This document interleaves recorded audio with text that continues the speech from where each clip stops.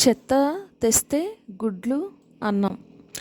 పశ్చిమ బెంగాల్లోని భద్రేశ్వర్ మున్సిపాలిటీ వినూత్న ప్రయోగానికి శ్రీకారం చుట్టింది.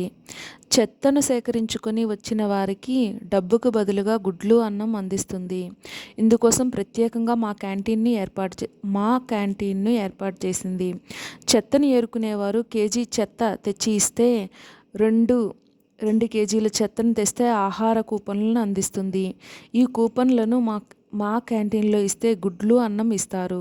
దీనివల్ల వీధుల్లో నివసించే వారికి ఆహారం అందించడంతో పాటు చెత్త శుభ్రమవుతుందని అధికారులు చెబుతున్నారు.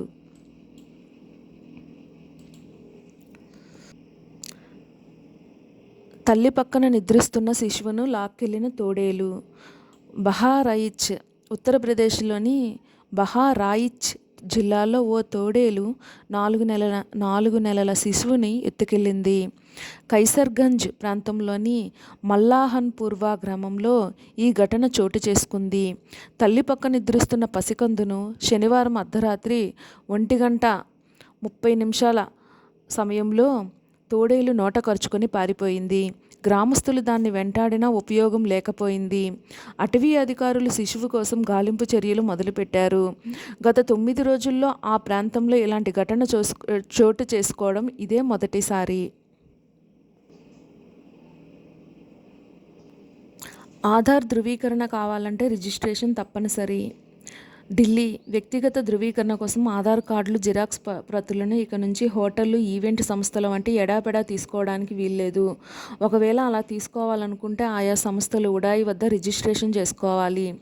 ఇక నుంచి ఆధార్ ధృవీకరణకు కొత్త టెక్నాలజీని అందుబాటులోకి తెస్తున్నామని క్యూఆర్ కోడ్ను స్కాన్ చేయడం ద్వారా కొత్త ఆధార్ యాప్లో కానీ ధృవీకరించుకోవాల్సి ఉంటుందని, జిరాక్స్ పత్రాలను అడగకూడదని ఉడాయ్ సీఈఓ భువనేష్ కుమార్ స్పష్టం చేశారు.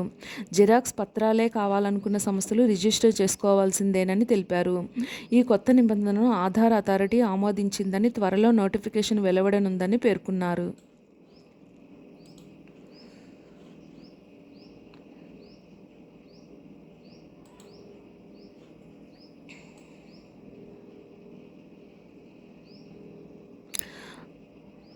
బాలీవుడ్ దర్శకుడు విక్రమ్ భట్ అరెస్ట్.